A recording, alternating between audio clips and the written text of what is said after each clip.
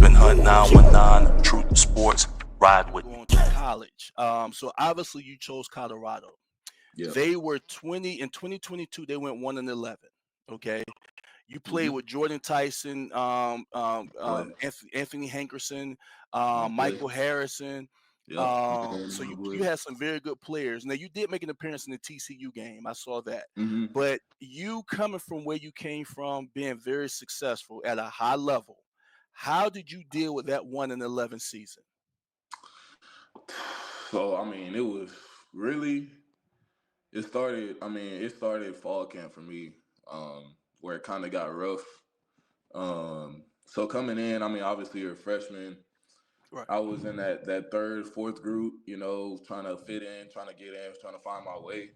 Right. Um, and I just kept hearing Coach Darrell and all these other coaches telling me, like, if you want to get on the field, you have to play special teams. You have to play special teams. And I'm like, I played special teams in high school, so that's nothing to me. Like, Right. I just want to win. Like, I just want to get on the field and I just want to win. That's my main thing. So every special teams period we had, I would literally go into and try to, you know, like get after it. Like I was not taking any type of off days or any type of breaks.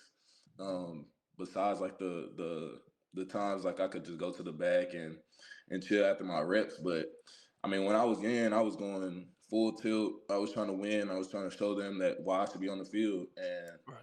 I think when they saw those type of things, that's what helped me get on the field.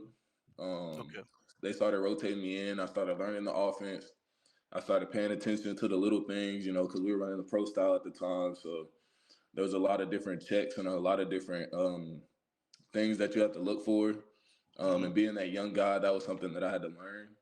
Hmm. So I mean, when I started learning that, I mean, I had a guy help me, obviously, Coach Gibby. We call him Coach Gibby. Um, he played in the league. Brandon Gibson, he played receiver in the league. Okay. Um, and he just helped me every day. I mean, there was days in fall camp where we would get done with our workout, and it would be me, Jordan Tyson, and Grant Page, and we would just stay in there until like 12 in the morning, 12:30 in the morning, just Really? literally like, yeah, like literally just on the board trying to write the plays out. He would tell us the play, we would write it out. If we didn't get it right, erase it, he'll tell us another one. And like we had to get a certain amount of plays until we got them, and then we could leave. But I just remember those type of nights, and it's crazy like thinking about it now because Right. I never thought like that would have took me as far as it did. Like I thought, oh, this is dumb. Like I need to go home and sleep. Like if I want to be the best I'm gonna be, I gotta go home and sleep. Like no, you gotta be a student of the game. You gotta know what you're doing so that you can go 100%. So Right. those are things that they coached me on, and we got in the fall camp. I had a little catch that I made, and I like jumped for it, got hit underneath, and like fell on my shoulder. Um, Okay. and like playing baseball and stuff, my shoulder was already kind of bugging me a little bit. But I felt like it felt different. Um, Mhm. and I didn't really say much because I want to be that tough freshman. I don't want them to pick on me, tell me I'm soft or anything like that. Right. So when I made the play, they asked me if I was okay, and I was like, yeah, like I'm good. And by the time we finished, I asked them that I needed an MRI, and they told me like, yeah, you have a partial tear in your shoulder and you're Wow. laboring. Um, Wow. and I mean, they were saying that it was like it's been torn for months now. Like there's just a bunch of scar tissue, and you just re-injured it and I guess re-aggravated it or whatever. Right. Um, and I was just like, I've never had a serious injury in my life at all. Never had any type of major break bones or ligaments, anything like that. So I just didn't know what to do. And they told me I Right. have an option. I can either play as long as I can, or I could redshirt and just get the surgery now and just get it repaired. And I told them I want to play. Like I want to play. Right. I want to go. Right. And I mean, they let me do it. Played the TCU game. Yep. I played my first 4 games. By my fourth game, I was starting. I actually made my first start.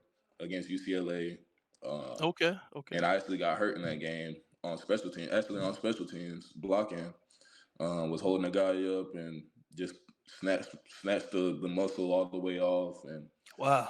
it was just it was a whole thing, and that kind of opened my eyes to really be like, this is a business, and this is really like, you got to really take care of your body now. Like, you really gotta make some decisions. And by that time, I was kind of, as a young kid, far away from home, Yep. just had surgery, was kind of going through it.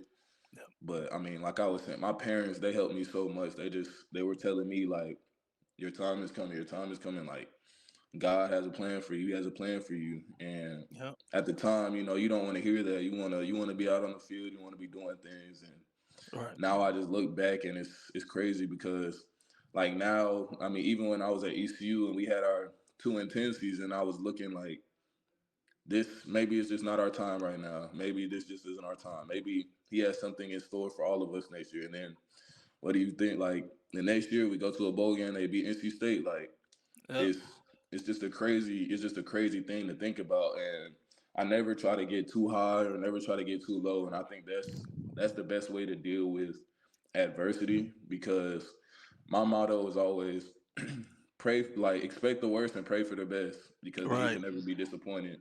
I hear you. And I mean, I just stuck with that every day. And then another thing I always say, the day got to end. So if you go hard today, like the day got to end at some point.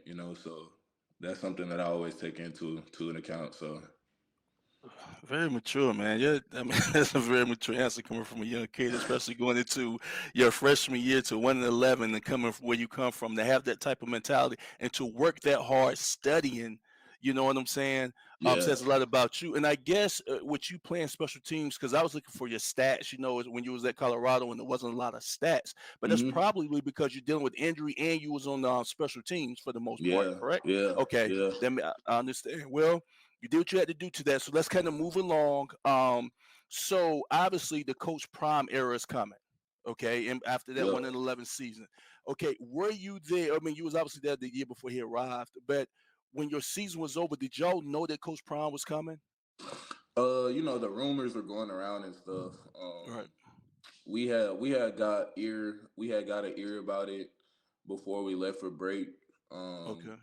we were kind of just like whatever, because we didn't know who our coach was gonna be at the time. We were hearing Right. all different types of names and different types of people being thrown around. So we kind of just, I mean, we were just like, it's whatever. Like, I mean, if we get Dion, that'll be great. Like, he's literally the best at what he did. So, I Right. mean, like, if we get him, it would be amazing. But if we don't, like, whatever coach we trust him.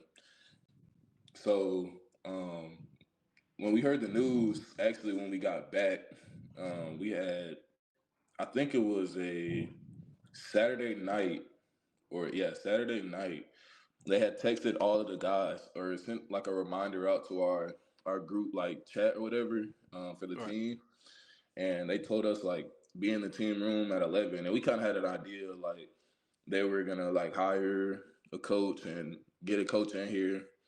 And I mean, when we walked into the facility, there was like papers on the wall that were Okay. saying like, if you don't want to be recorded, like if you don't want to be recorded, then you don't have to enter the room.